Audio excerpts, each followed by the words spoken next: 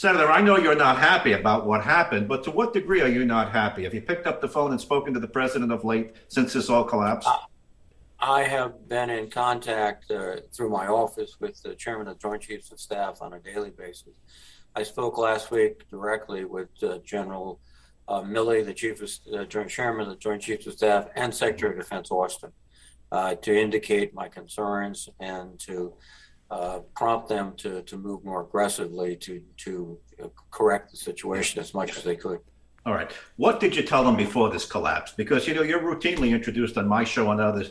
Jack Reed, the party's point man on Afghanistan. You've been there 18 times from my last count, maybe more. What did you tell them? What did you tell them before this happened? Not just them, but I was on the floor of the Senate on June 23rd, pointing out the potential for a deterioration, let me say, in the situation. And I actually said to, we have to be very serious about planning. And as security conditions in Afghanistan deteriorate and peace negotiations stall, we might find ourselves out of time to correct course. And unfortunately, that's what happened. I think it can be summarized very succinctly. We overestimated the capacity of the Afghan government and military, and we underestimated the capacity of the Taliban. You used the word we. You told them. Did they make the mistakes? You told them, here's my advice, here's what I think you should do. You better watch it. Am I following this? And the Biden administration didn't listen to the senior senator on the Armed Service Committee? Well, I think they were listening to everybody, but I think what happened was, again, their assessment misconstrued the strength of the Afghan forces and the strength of the Taliban forces.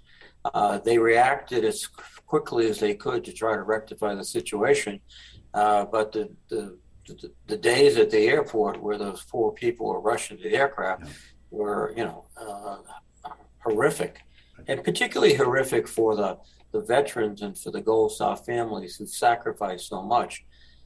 Fortunately, at this point, the airport's secured. We're moving aircraft in and out. We hope to get to 5,000 individuals a day coming out of the country. I don't want to make a story where there's not a story, but I think there's a story here. I think you're the party's point person on Afghanistan 18 times. You spoke to the powers that be and told them, don't do this. You're making a mistake. And they went ahead anyway. Is that an accurate retelling of the facts, Senator? Because that's a story. I would say what I indicated to them is that they have to be extraordinarily careful. They have to plan. They have to consider what was already evident, the growing power of the Taliban infiltrating the country. And they also had to do their best to minimize any type of threat to our personnel in the embassy and American citizens, and also the individuals that helped before. So I was telling them what I thought was obvious and what should be assumed. As a spectator, Senator, they didn't follow any of that. I really can't check off any of those boxes. We've got a disaster. I think what you have is a situation where they assume, and I don't think the assumption was universal, but they assumed that there would be weeks or months before the Taliban reached the outskirts of Kabul. And they were also in a situation where there always had this balance between, if we start moving everybody out now, will we be the tipping point? Will we signal to the Afghans, we lost faith, et cetera? And they were juggling those balls constantly. And I think the other factor, too, is that they were also, from the military perspective, looking at the next mission, which is continuing to disrupt al-Qaeda, but from outside of Afghanistan. And they were making moves in adjacent countries and trying to develop those things. But what we have to get at, and what we will, because I've already called for hearings in the Armed Services Committee, we have to get the Secretary of Defense and the Chairman of the Joint Chiefs and General Miller, who was the last commander before us, and publicly talk about what they knew. Did they communicate to the Afghan government what they knew? uh, what was their advice, Yeah. and then make a judgment based on the facts. Senator, it sounds to me like you offered the advice and they didn't follow it. And I really, I know you're going to be diplomatic. You have to work with these people. No, You have to go back to Washington, but that's what it sounds like to me. Jack Reed knew better, told you what to do. Be careful. Don't move so fast. And they did. Well, I tried to take the most public position I could, which is on the floor of the United States Senate, speaking out, and this was June 23rd. I'd also given a speech on April 15th or so, indicating we have to be careful going forward. Okay. I think though, when we get in, and this is the nature of these incredibly complicated issues, when we get into the factual analysis and the testimony, we'll find conflicting advice to the president, we'll find conflicting intelligence reports. We will find a situation where it's not as clear cut as, we all knew this was going to happen and you ignored it. Where do we go now? I assume you have more advice to offer them. We have to put it back together somehow. What's the recommendation?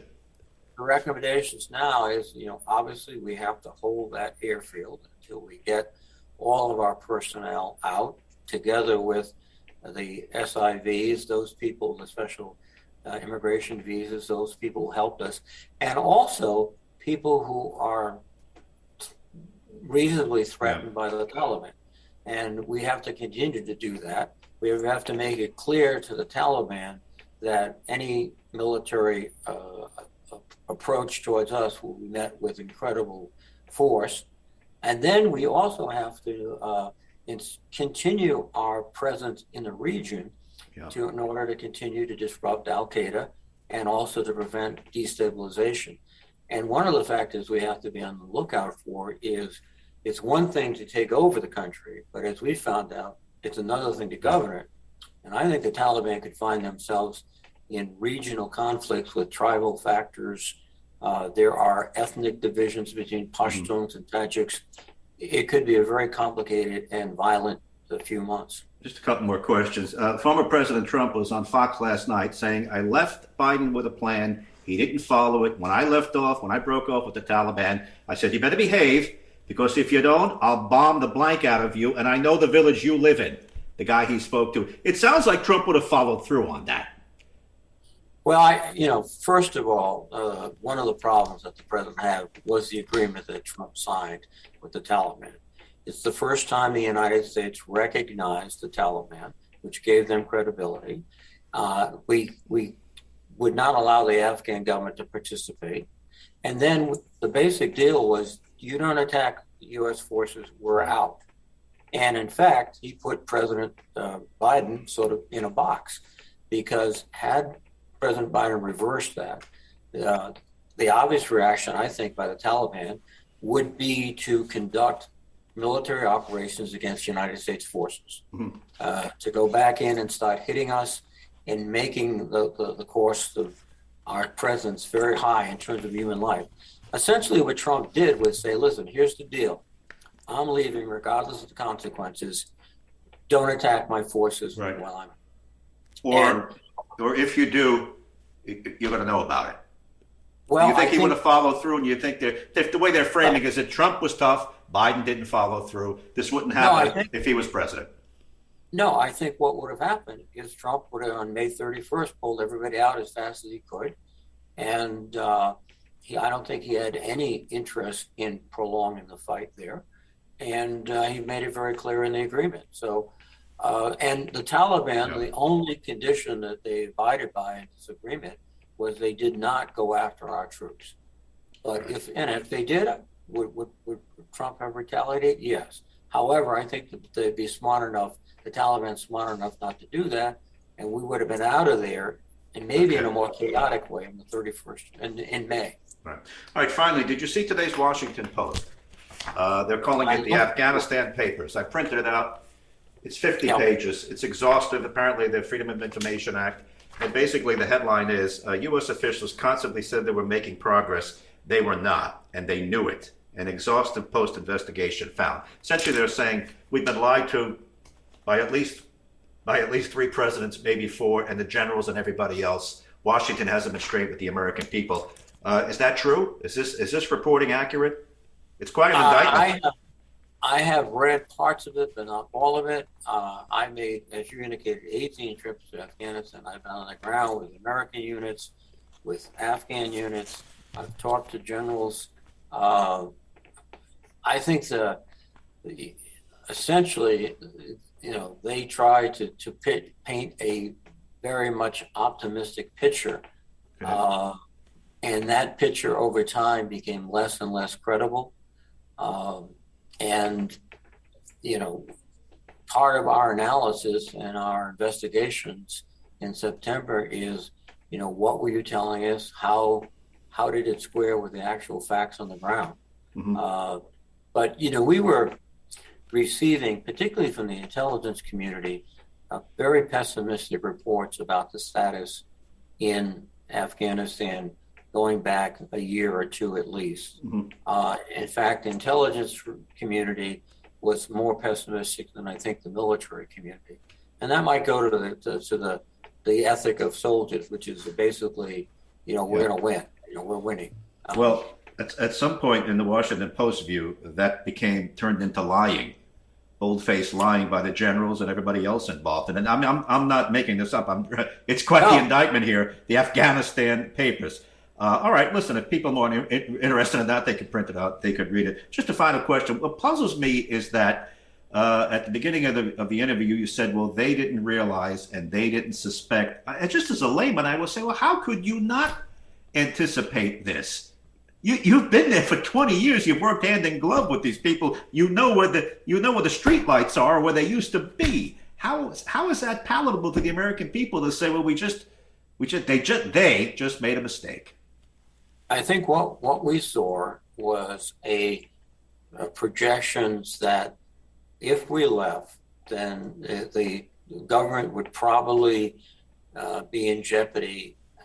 The first few year ago, it was about a year, and it kept shrinking as we saw the Taliban move, particularly into the northern part of Afghanistan. And my sense from talking to key leaders was they expected, if not 6 months, 30 days, 40 days, where they could have a much more orderly evacuation.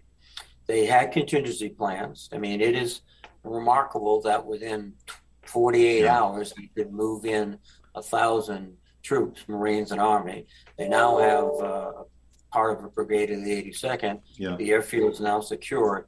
But I think, it's a combination of many factors. One is, assuming that the Afghans would be more aggressive, assuming that their political leadership could motivate them.